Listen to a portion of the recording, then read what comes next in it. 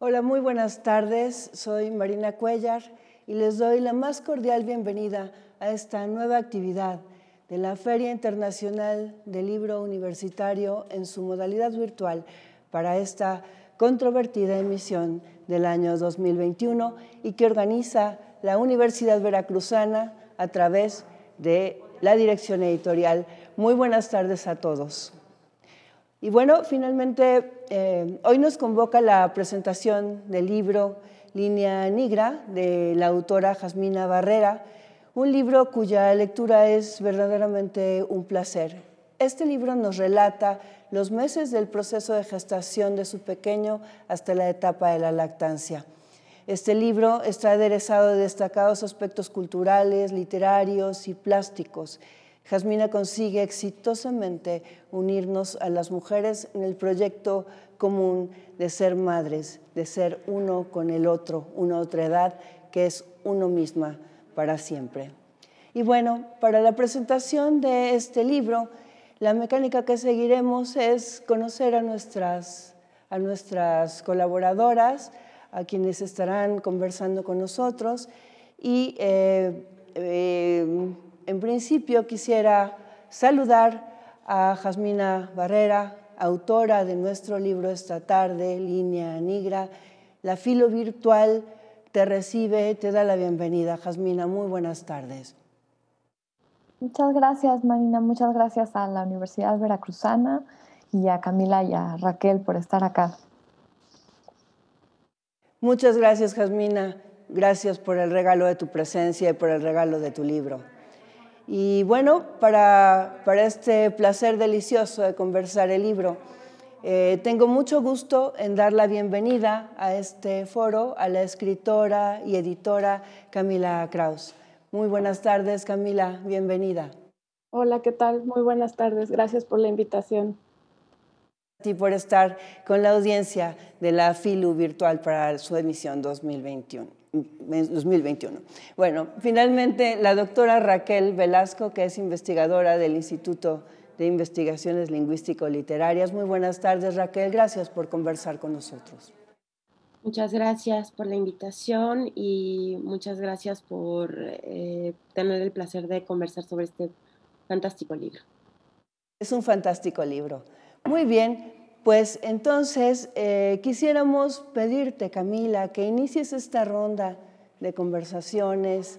¿Qué nos cuentas de tu lectura del libro? Estás ya con nosotros. Adelante, Camila. Mil gracias por tus comentarios. Pues, bueno, gracias a Jasmina. Y es muy emocionante participar de la lectura. Por supuesto, de un texto, yo pienso difícil y desafiante de haberse hecho durante el embarazo, una beca, una madre primeriza y la lactancia. O sea, está esta parte que dicen el placer de, pero pues está también todo lo otro que nos relatas, que es como ardua tarea de vivirlo, atravesarlo, transitarlo y luego contarlo. Yo soy un cuerpo que ha decidido no tener hijos y tengo una posición respecto a eso. Y entonces también me parece muy interesante poder hacer esta lectura y dialogarlo contigo. Pienso que así como hay el Día de las Madres, pronto debe haber un Día de las Madres de las que decidimos por convicción no serlo. Y también quisiera que en algún momento como ahondaras como sobre esta postura que en el diálogo está en esta nueva cuarta ola del feminismo. No sé si tu postura, y creo que no lo es, está dentro de la mística de la maternidad y del esencialismo, creo que no, pero creo que es importante apuntarlo, que esa lectura de tu libro no vaya hacia allá, hacia el que todas las mujeres tenemos que ser madres, o esa idea de completarnos en la maternidad. Creo que es maravilloso la frescura, por un lado, pero por otro lado, que es un libro culto, erudito, lleno de oficio, de tu trabajo como autora, posicionada de tu voz y de tu labor para contar esto que es muy vivencial y que bueno, hace no mucho tiempo, o sea, menos de un siglo, pues a las escritoras, si se les permitía hablar de algo, era de la desilusión amorosa y luego del suicidio, ¿no? Prácticamente. Y ahora incluso la maternidad no era un tema, y menos la infancia, porque ni siquiera la infancia como tema existía. Los niños no aparecían. Esto también es algo que ha evolucionado en muy poco tiempo, o sea, es de la mitad del siglo XX para acá. Y todo este universo de cómo nos relacionamos con el otro niño, el otro mujer que materna, creo que es muy, muy interesante. Y todas estas referencias que tú das de mujeres, muchas norteamericanas, no solo, está también, por supuesto, nuestra Rosario Castellanos o Sor Juana, con este poema maravilloso que citas. Pero, por ejemplo, buscar el primer cuadro de una mujer embarazada y hecho por una pintora, y todos estos rastreos y genealogía que se hace de todo un mundo, de un arquetipo femenino contemporáneo muy reciente, pues resumido a esto, que no es un resumen trivial que tú cuentas, es pues muy, muy una conversación que abres, además de lo que está pasándote a ti como madre primeriza, y con el diálogo con la propia madre y los cuadros de tu mamá a raíz del temblor, y este otro personaje y esta otra relación súper complicada, todavía tabú, creo, de nosotras y nuestras mamás en muchas etapas diferentes, porque una es la complicidad en la infancia o no, y luego en la adolescencia o no, y luego en la etapa adulta. Y todo esto en este librito, vean, todo esto que estoy diciendo pasa aquí, pues es una incitación a muchas cosas, a conversarse, a quererlo ver de manera visual con todas estas referencias que tú haces. Me parece muy peculiar que tenga como 2 portadas, y qué bueno que tiene esta camisa, porque no sé quién hizo la primera, aunque es un espléndido trabajo de Almadía, que nunca me mandó mi versión digital y tuve que comprar este libro, por cierto. Esta imagen pues es maravillosa, ¿no? Y resume mucho del libro. Me encanta el inicio, la imagen del frutero. La espera del embarazo es un frutero. Y no es la primera frase, pero está en los primeros párrafos. Y esta imagen de las frutas me parece muy poderosa. Y este diálogo con la pareja, que también es un personaje importante, una pareja presente y que interviene de manera muy, muy vital en este tránsito y en este cambio, que no es la única etapa de una mujer en donde pierde la identidad y la retoma, o sea, que tú también lo cuentas. El perfume de la panadería, o sea, imágenes llenas de estos momentos en donde las propias hormonas nos ponen en estados alterados de percepción increíble, y cosas como que te iba a preguntar si lo sigues pensando hasta ahora o cómo ha cambiado, de nunca más voy a estar sola, no de verdad, que no sé, yo pienso que eso puede ir cambiando.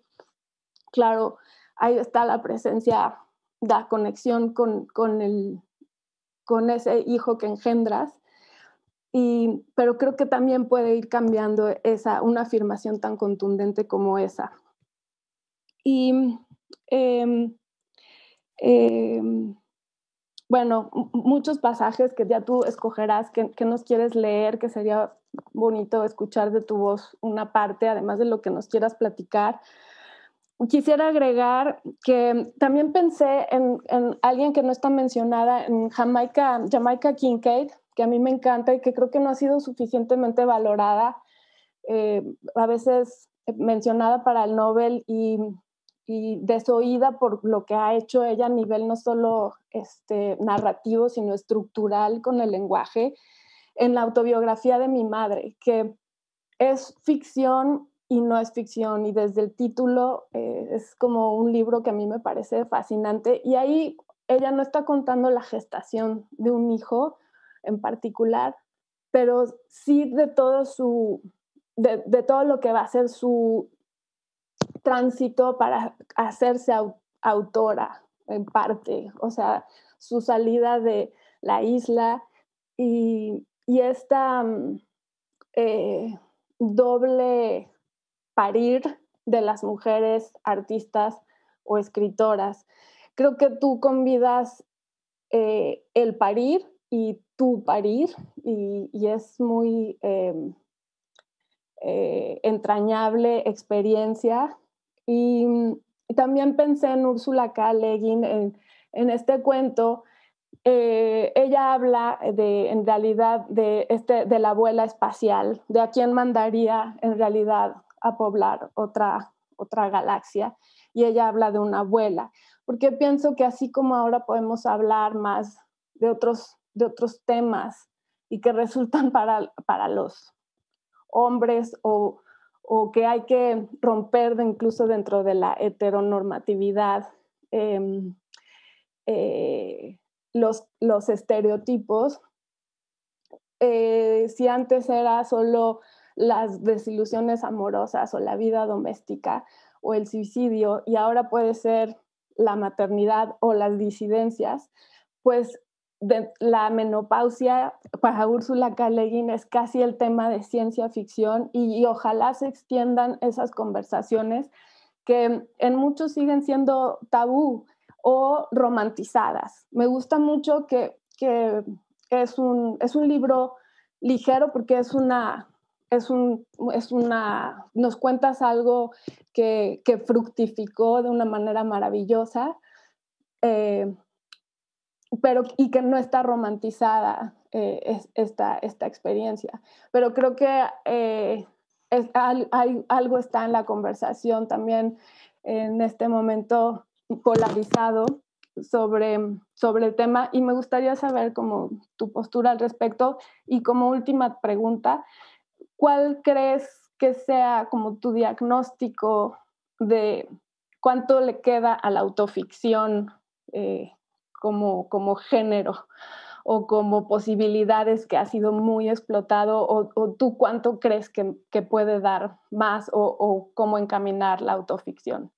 Muchísimas gracias, y gracias por las otras personas con las que comparto hoy esta mesa, la doctora Rael Velasco, y un gusto pues poder estar aquí. Una pena de la telerrealidad no poder saludarnos de mano. Gracias.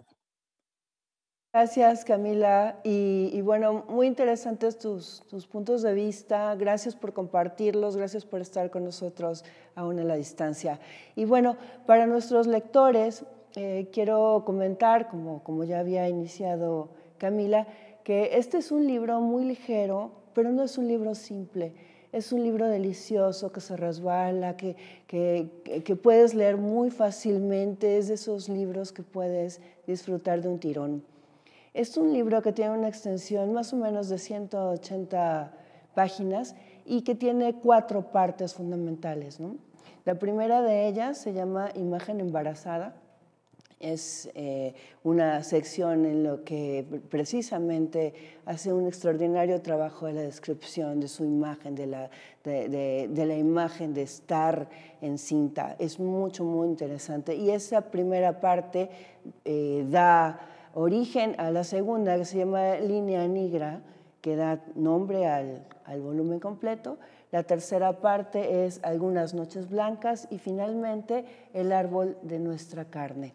Estas cuatro grandes secciones son las que organizan nuestro libro.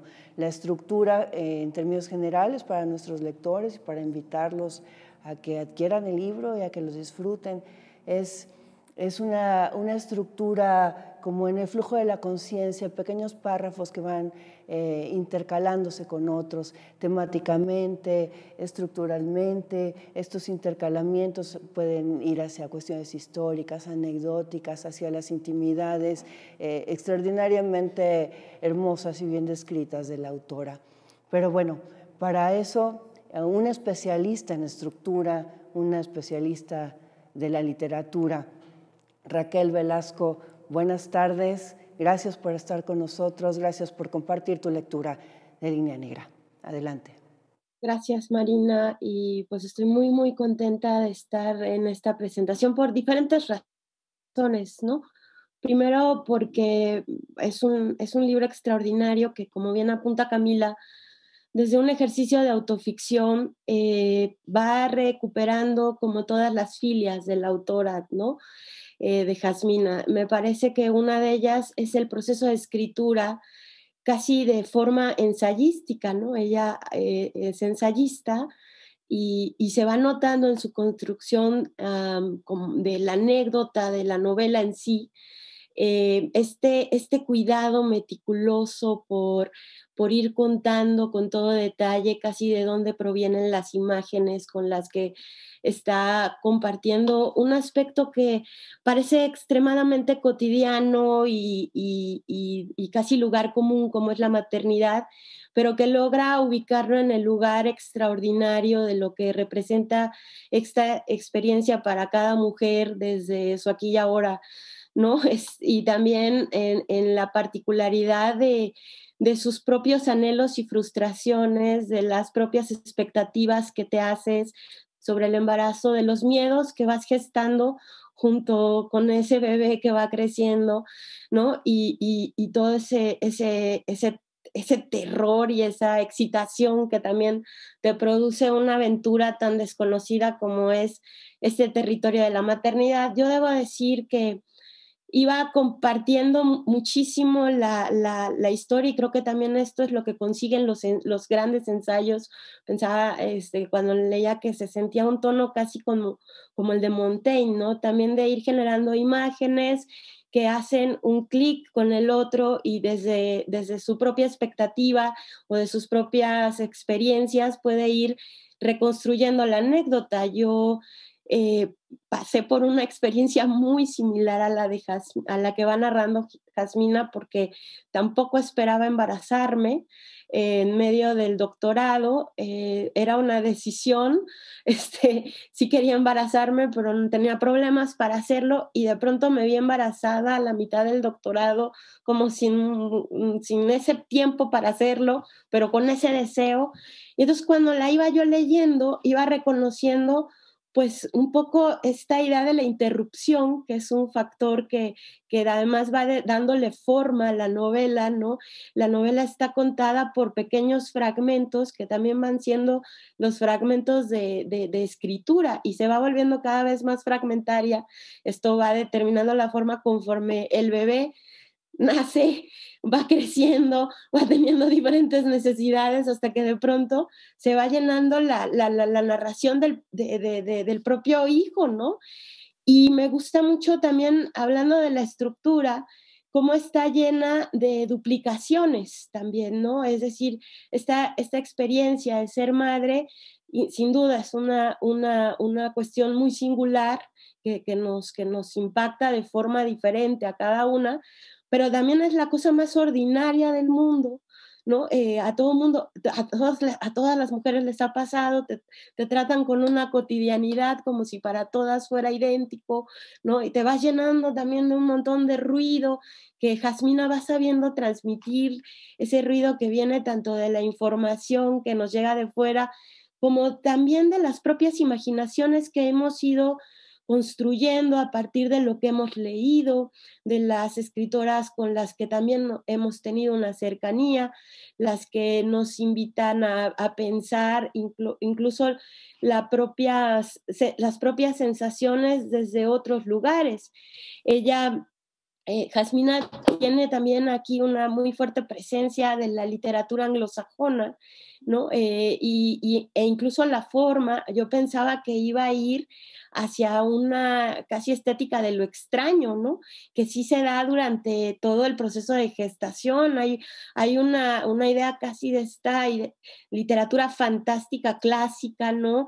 Donde la interrogación, la duda, el desconcierto, el asombro, es lo que va dándole características que además va sumando a los propios desdoblamientos que hace de su historia, en la historia de su madre, de su abuela, en las proyecciones de lo que va a ser su vida como madre, del hijo, las expectativas sobre en lo que te vas a convertir, tanto física como emocionalmente, y todo va siendo un ejercicio también de intertextualidades, tanto literarias como plásticas, interesantísimas, donde el personaje femenino se va desdoblando una y otra vez, de tal manera que no hay lugar para el cliché, y eso se agradece infinitamente en una obra que, como dice Camila,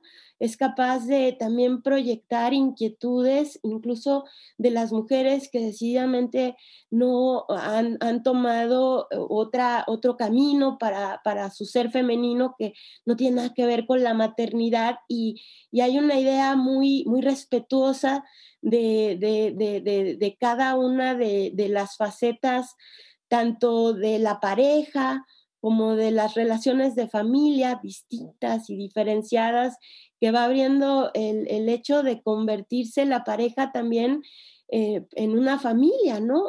Incluso también esta, como decía Camila, esta idea de las parejas muy involucradas con la gestación y con el nacimiento, con la crianza, pero que no deja de ser también vista desde otro modo, ¿no? Porque la mujer padece un montón de cosas que uno dice, bueno, yo me estoy consintiendo, yo soy débil para esta actividad, o sea, todas las dudas que uno se va planteando decididamente de frente también, de toda la información que uno recibe como vorágine, como avalancha, cuando de pronto te encuentras esperando un bebé, esperando dar vida, e insisto, hace un ejercicio casi ensayístico de todas las posibilidades que alberga la maternidad. Entonces, a mí me parece que esta es una novela fragmentaria, en el sentido de que va contando los momentos de ruptura que tiene el propio ejercicio de la escritura, ¿no? Y cómo también la autora, ¿no? En un ejercicio, vamos a pensar, de autoficción, pero no podemos olvidar que no es imposible reducir esta novela a eso, porque hay todo un trabajo también de investigación respecto a todas las interpretaciones que se le ha dado a la maternidad en diferentes culturas y en lecturas transversales que hablan tanto del pasado como del presente, actualizaciones en contextos prehispánicos, indígenas, occidentalizados, ¿no? Y cómo dentro de todas estas variaciones sobre lo que implica este encuentro con el otro, que es parte de ti, y esa idea del otro que es tuyo, esas preguntas que dicen ¿hasta cuándo es mío? ¿No? Hay una cosa que a mí me parecía interesante, interesantísimo. Jasmina se pregunta, bueno, el momento en el que el niño descubre que es una persona diferente a su madre podría durar hasta 2 años. ¿Y cuándo se lo cuentan a la mamá? ¿No? Porque y si la mamá cuando se entera de que el hijo es otra persona distinta, porque es cierto que se empiezan a desarrollar unas relaciones endogámicas muy, muy complejas con los hijos, ¿no? Y bueno, yo también tengo la experiencia de ser madre de una sola hija, y de pronto también esta situación va generando otro tipo de situaciones. Me gusta también la relación con la madre, porque es cierto que cuando uno entra en este proceso, te haces preguntas distintas respecto incluso al ser mujer de tu madre, ¿no? Es como que para mí, por ejemplo, era muy fácil juzgar a mi madre cuando no había tenido hija, ¿no? Y una vez que entras en este proceso, dices, es que no estaba tan fácil, ¿no? De pronto tal vez fui injusta con algunas situaciones. Con esto quiero decir que es un libro profundamente íntimo, pero también es una novela que tiene tantos caminos y puentes comunicantes al interior de una prosa ágil, dinámica, que a pesar de las interrupciones va sabiendo tejer fino los hilos que va lanzando para cambiar las tonalidades, como si también ella misma, la autora, estuviera haciendo una propia pintura con las experiencias de muchas generaciones de mujeres, de situaciones muy distintas. Hay un montón de espejos al interior de la novela que tienen que ver con espejos literarios, espejos casi como si fuera una instalación también. La novela de pronto me parecía que tenía carácter plástico, de estas instalaciones donde va sumando trocitos de vida y van girando cada trama que va articulando en una lectura personal de ese trayecto hacia la maternidad. Así que en este sentido, decir que he sido muy feliz leyéndote, Jasmina. Me he identificado en muchos momentos de tu prosa, pero no solamente como en el ámbito de la maternidad, sino también de esta madre profesionista, que de pronto la vida profesional sigue y uno está embelesado con el bebé. Y cuando estás haciendo tu trabajo sientes culpa, y cuando estás con el bebé sientes culpa también, porque nunca estás como completo. Y creo que de esto nadie habla, ¿no? El otro día veía una presentación precisamente de Guadalupe Nettel, que es una de las escritoras con las que dialogas al interior de tu novela, y con Rosario Castellanos, y pensaba también mucho en un cuento que se llama Canción de cuna de Inés Arredondo, donde precisamente tiene un tratamiento de la gestación muy parecido al que tú le das, como de lo extraño, de este ser que crece, que no tienes muy claro cuál es su movimiento, su identidad, su rostro, y todos estos desdoblamientos a través de las miradas de otras creadoras permiten dar una visión muy completa de lo que implica para la mujer contemporánea el reto de meterse en esta aventura, y creo que tú consigues aventarnos con un clavado, ¿no? que muy vívido, muy creativo, y de muchos desdoblamientos internos muy interesantes que hacen, además de la experiencia de lectura muy personal, una obra muy fractal y que tiene muchos puntos por donde abordarla. Así que muchas felicidades por esta novela, y segundo todas las preguntas que te hizo Camila, ¿no? Todititas. Y también muy feliz de estar compartiendo la mesa con ella y con Marina y contigo. Muchísimas gracias, siempre es un placer escucharte, leerte con tu visión tan clara de las cosas, ¿no? Me gustó mucho un poco lo que señala sobre el ensayo, Línea Negra, ¿no? Y bueno, hacia la página 43 del libro vemos a nuestra autora que está discutiéndose a sí misma sobre si es un ensayo, si es narrativa. Hay ahí un problema de género literario para ella, es muy interesante si lo pudieran retomar en algún momento. Y bueno, lo que comenta Raquel es sumamente interesante y bueno, este libro realmente tiene un valor, se inscribe en la historia de nuestras literaturas, ¿no? Está muy anclada en los valores de nuestras literaturas mexicanas, ¿no? No hay que olvidar que hay presencias fantasmales, las abuelas que se aparecen, ruidos en los closets. Esto es muy interesante y le da al libro un tono magnífico, ¿no? Estas historias mágicas, hay historias de las tías antiguas que dan consejos o que tienen historias oscuras y extrañas, ¿no? Que recuerdan un poco a las tías del Ángeles Mastretta, en Mujeres de Ojos Grandes, o en tantas narradoras en este momento, ¿no? que podríamos recordar. Pero bueno, ¿quién mejor que la propia autora para que nos platique un poco más y nos aterrice todas las preguntas, las inquietudes, esta sed de saber más de Jasmina Barrera y su Línea Negra? Bienvenida, adelante. Muchas gracias, oigan, estoy muy emocionada por sus lecturas y sus comentarios tan generosos, de verdad, y tan atentos, y que me han puesto a pensar en un montón de cosas. Les agradezco muchísimo y como dice Camila, qué ganas de estar ahí en persona para platicarlo, pero bueno, lo hacemos por acá. Quisiera empezar con la primera pregunta que hizo Camila acerca de la postura, de la decisión de ser madre o no. Yo creo que es algo que aparece en el libro, pero no tanto, no tanto porque, pues no sé muy bien por qué, pero es una pregunta muy difícil que me he hecho muchas veces.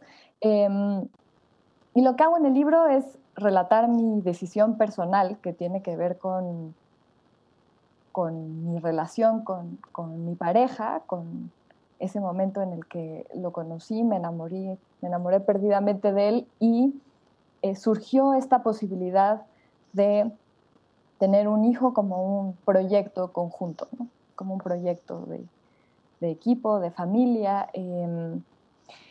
Y pues me moría de ganas. Empecé como en esta baby fever que yo nunca había tenido. Yo no quería tener hijos en abstracto, no era algo que me interesara. Y tomé esa decisión, yo creo que de manera muy impulsiva, más regida por estos afectos, por estas emociones, que por una decisión racional de tener hijos o no, ¿no? Ya a la distancia, me parece que tener hijos en estas circunstancias, en este planeta, es una decisión polémica, sin duda. Me parece absolutamente sensata la decisión de no tener hijos. Y me gusta mucho, por ejemplo, la postura que tiene Donna Haraway en un cuento en este libro de quedarse, no me acuerdo cómo se lo tradujeron a español, en inglés es Staying with the Trouble, algo así como quedarse en el problema o quedarse con el problema. Al final tiene un cuentito donde imagina una sociedad futura en la que para tener un hijo tienen que ponerse de acuerdo muchas personas, 10 personas, 6 personas, 7 personas, y entre todas se responsabilizan de la crianza de ese ser humano. Esto, además de mejorar las condiciones de crianza, mejora las condiciones de la especie, porque, como sabemos, somos demasiados seres humanos en el planeta y todo sería más fácil si fuéramos menos. Entonces, comparto esa utopía de Donna Haraway, y a la vez creo que una cosa que sí defiendo de manera cada vez más consciente es la decisión de ser madre respecto a la autonomía del propio cuerpo, ¿no? Creo que el feminismo, por supuesto, de manera muy importante, ha tomado la bandera de de la legalización del aborto, de la despenalización y legalización del aborto, porque, claro, durante tanto tiempo ser mujer significaba ser madre y la culminación de ser mujer era ser madre y nuestra obligación era ser madre y nuestra naturaleza era ser madres, nuestra responsabilidad era ser madres y el feminismo vino a plantearnos que esto no era así, a dejarlo claro y a luchar por la decisión de no ser madres. Pero la otra cara de la moneda es también ser madres si queremos serlo, ¿no? Yo creo que igual de importante que la lucha por despenalizar el aborto es la lucha por acabar con las esterilizaciones forzadas, es crear las condiciones para que quienes quieran ser madres puedan serlo. Entonces, la idea es que podamos ser, que podamos tener voluntad sobre nuestros cuerpos, que podamos ser libres con lo que hacemos con nuestros cuerpos, y eso implica ser o no ser madre, ¿no? Cualquiera de las dos cosas tenemos derecho a tomar esa decisión, y bueno, eso me parece muy importante. Otra pregunta que hacía Camila era este asunto de estar sola, y tiene razón que es algo que va cambiando conforme va transcurriendo el tiempo de crianza, porque por supuesto al principio los bebés son seres tan vulnerables, tan llenos de necesidades, que son como una extensión de una misma, de manera muy inquietante, de manera muy angustiante incluso a ratos, y se van volviendo más autónomos y entonces cada vez está más claro que ese ser es otro ser y tú vas recuperando autonomía, libertad, independencia, poco a poco, hasta donde sea posible, y si hay pandemia, mucho menos.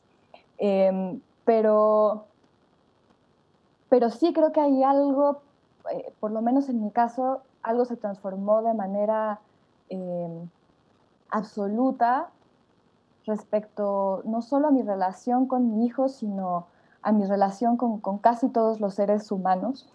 Yo siento que a mí se me encendió un chip de empatía radical.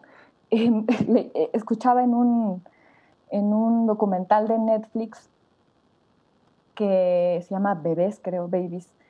Explican cómo cuando una persona tiene un hijo recién nacido, esa persona, sea la madre, sea el padre, sea un padre adoptivo, una madre adoptiva, siempre que sea el cuidador primario, establece un vínculo de apego con ese bebé que desata algunos químicos en el cerebro que actúan directamente en una parte que se llama la angina, que tiene que ver con el miedo. Yo no sé muy bien cómo funciona todo esto, pero tiene que ver directamente con el miedo. Y es algo que yo relaciono con la sensación de esa empatía radical, de estar permanentemente entendiendo lo que necesita, lo que le pasa a otro ser humano. Y no solo sucede con tu hijo, tu hija, a mí me sucede con todos los niños que veo. De inmediato pienso, tiene frío, se le va a caer el zapato, hay que agarrarle la mano porque ahí se va a tropezar. Es como un chip de estar atento a las necesidades del otro. Y cuando me pongo a pensarlo un poco más, esta sensación de que todos somos hijes de alguien más, me desata ese chip, ¿no? O sea, esa sensación de empatía con los otros es algo muy fuerte y es algo que me hace sentir menos sola. O sea, para bien y para mal. Estoy como todo el tiempo mucho más atenta a las presencias a mi alrededor y a las conexiones que tenemos entre los seres humanos y con el medio ambiente también, ¿no? Creo que es algo que esta pandemia nos ha dejado muy claro, es que lo que pasa en mi cuerpo repercute en el cuerpo de los demás, que lo que pasa en un cuerpo en China repercute en cuerpos en donde estamos nosotros, y lo que le hacemos al medio ambiente repercute también en nuestra salud, ¿no? Esta manera en la que estamos todos conectados es algo que yo tengo mucho más claro, y en ese sentido sí, me siento definitivamente menos sola. No he leído a Jamaica Kincaid, que se me antoja muchísimo, me la han recomendado mucho y tengo el libro por ahí y lo voy a poner en mi lista de lecturas, porque sí, se me antoja un montón. Muchas gracias por la recomendación. Y luego está esta pregunta de cuánto le queda a la autoficción, que también me cuesta trabajo responder porque creo que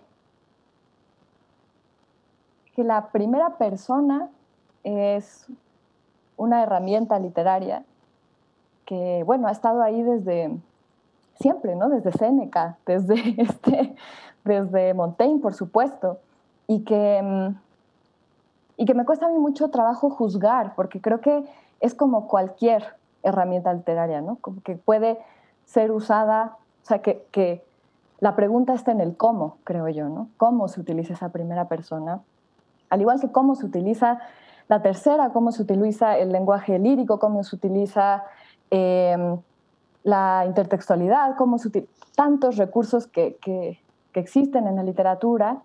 Y es posible que haya en los últimos tiempos una abundancia de autoficción, sobre todo, creo yo, relacionado con el feminismo y con la escritura de las mujeres, y que creo que tiene que ver con relatar muchas experiencias que por mucho tiempo fueron silenciadas, fueron menospreciadas, fueron consideradas poco trascendentes, poco importantes, poco relevantes, incluso por las mujeres mismas, ¿no? que escribían de esto quizá en la intimidad o para ellas mismas, pero que no se sentían con la validez de publicar estas cosas, o que no había los espacios para publicarlas, que no había las audiencias quizá que las recibieran tampoco.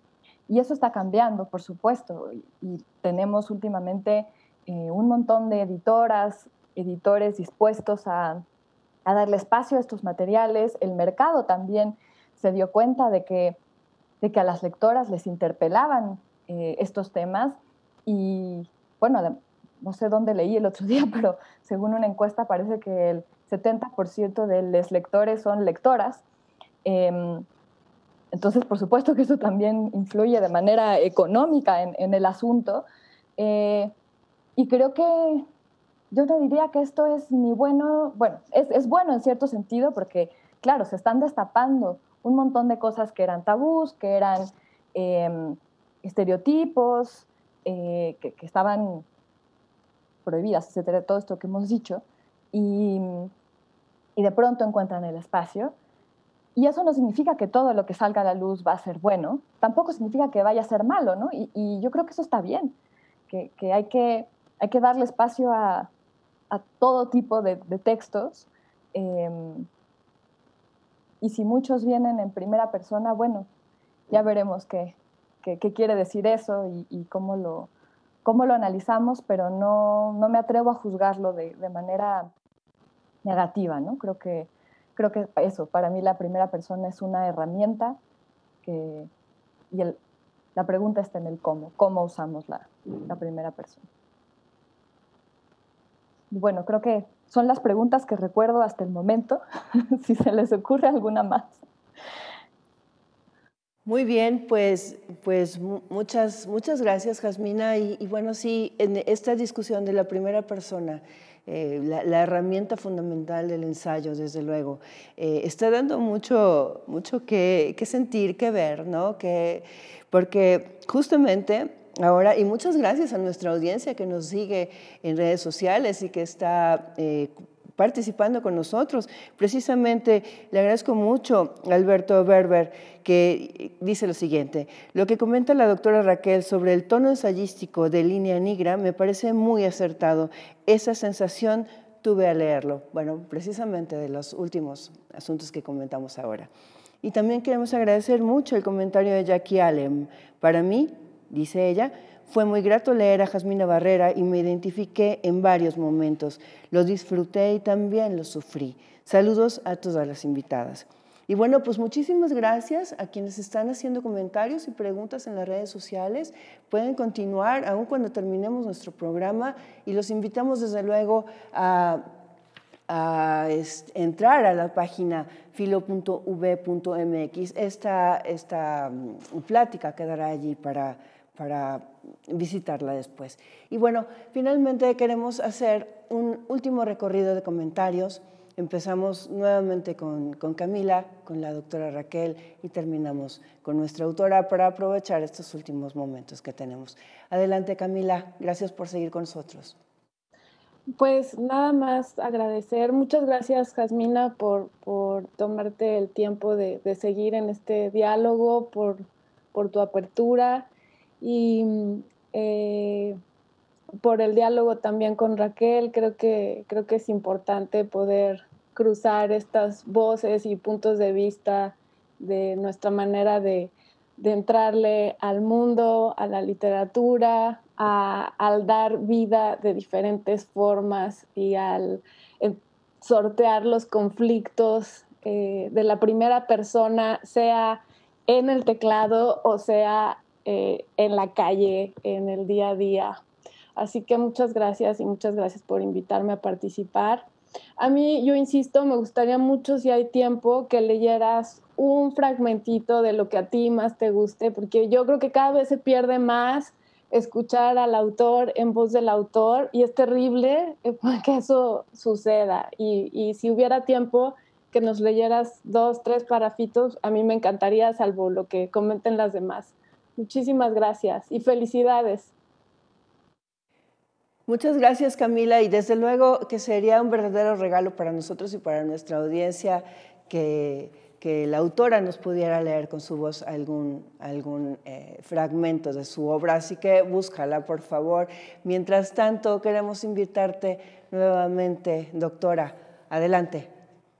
Pues yo también quería comentar a propósito de ese uso de la primera persona, que me parece muy afortunado en la novela de Jasmina, que es una primera persona que se desdobla constantemente. O sea, a pesar de que hay un tono que invita a pensar en la autoficción, hay tantos espejos y tantos puntos de fuga que va estableciendo para la experiencia personal que da la impresión de estar planteando el asunto de la maternidad y de la gestación desde muy diferentes lupas y desde muy diferentes ópticas. Así que felicitarte porque en todo caso es una primera persona llena de movimiento y llena también de referencias estéticas y literarias profundamente enriquecedoras de tu obra, porque además las rehaces, estas obras a través de tu perspectiva, ¿no? Y creo que eso es lo que consigue la literatura, un diálogo con nuestra tradición, con nuestra experiencia a través de un nuevo ejercicio de ficción.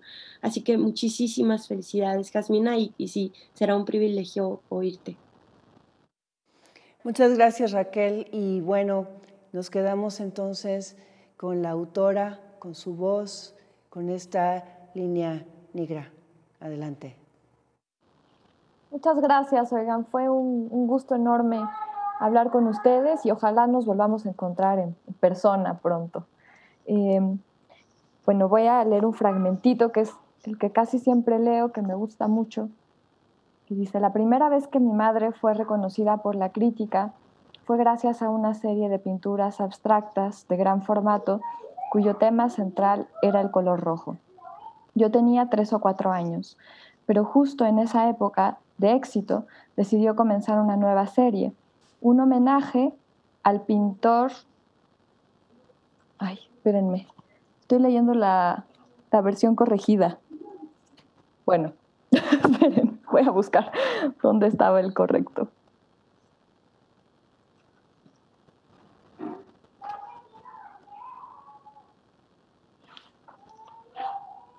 Perdón, es que hicimos correcciones en la nueva edición y acá tengo los tachones y ya no sé cómo iba la cosa.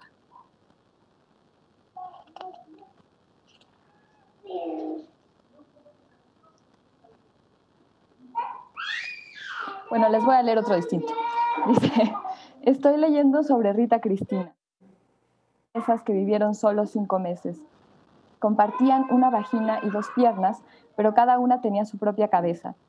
Todavía no siento los movimientos de la manzana, una manzana verde, según Alejandro, pero sé que hay una parte de mi cuerpo que no soy yo, que se mueve por voluntad propia y tiene sus propios genes. Una parte de mí que mueve manos y piernas y boca y tiene uñas, pero se alimenta de lo mismo que yo, va a donde voy yo y depende de mí para existir. Tengo sueño todo el tiempo, me siento como anestesiada, como si estuviera aquí sin estarlo. Quizá porque una porción de mí está construyendo a alguien más, o porque una porción de mí es en este momento alguien más. Es todo muy confuso, pero lo que quería escribir es esto. El embarazo es una historia de doppelganger. Bueno, aunque sea ese fragmentito. Gracias. Muy bien, pues muchísimas gracias, Jasmina Barrera. Ha sido en verdad un placer oírte, leerte, verte. Y bueno, hay tantos detalles, tantas cosas extraordinarias en tu libro que ya no pudimos discutir o ver, ¿no? Y te cito muy aleatoriamente, ¿no? Me gusta mucho cuando dices de pronto, hay un hombre dentro de mí, ¿no? Estamos embarazados, es un absurdo, ¿no? Estar embarazada es la peor cruda de tu vida, dice. La placenta es un gemelo, una sombra. Bueno, con esto quiero decir que este libro está lleno de frases extraordinarias en cada uno de sus espacios de expresión literaria. Jasmina Barrera, muchas gracias. Camila Kraus, mil gracias. Raquel, muchas gracias por haber estado con nosotros. Les invitamos a seguir el programa de la Filu Virtual y ver nuestras conversaciones con autores, con críticos, extraordinarios lectores de la realidad, desde filu.v.mx, donde se dispone el catálogo de ventas en línea. Recuerden seguirnos en Facebook Live, en YouTube, Filu Virtual. Bueno, pues soy Marina Cuellar y a nombre de la Feria Internacional del Libro Universitario en su modalidad virtual y de la Universidad Veracruzana, muchas gracias a nuestras invitadas y a nuestra audiencia y los esperamos, los invitamos siempre a seguir nuestros próximos eventos. Mil gracias y muy buenas noches.